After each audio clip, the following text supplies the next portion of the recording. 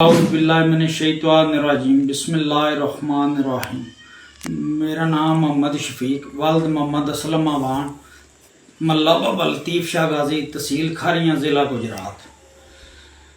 मैं वज़ीर आला मरीम नवाज साहब, सहेल ज़फ़र चट्ठा साहब, आमर शराजी साहब, मेरे मुतलका सदर थाने के SHO फरासत चट्ठा साहब, यह कुरान पाक मेरी झोली दे विच है।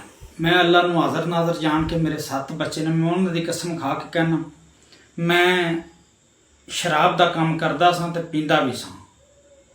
CCD दी वजह नाल जनाब मैं अल्फन करानन कहना, डर कह लो, खौफ कह लो, या मैनूं इहदी वजह नाल अपने बच्चों का एहसास आया। मैं इस काम की तौबा तैब करना ना करांगा, ना किसी कोलों करावांगा।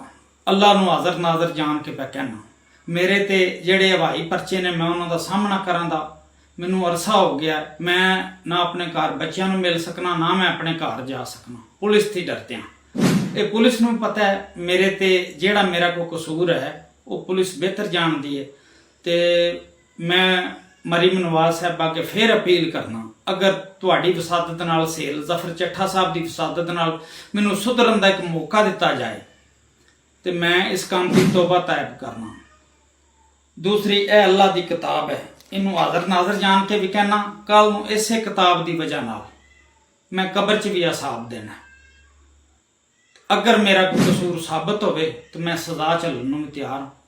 बराए मेहरबानी मैनू माफ़ी दी जाए कुरान पाक के सदके तो मेरे बच्चों के सदके। अल्लाह हाफिज़।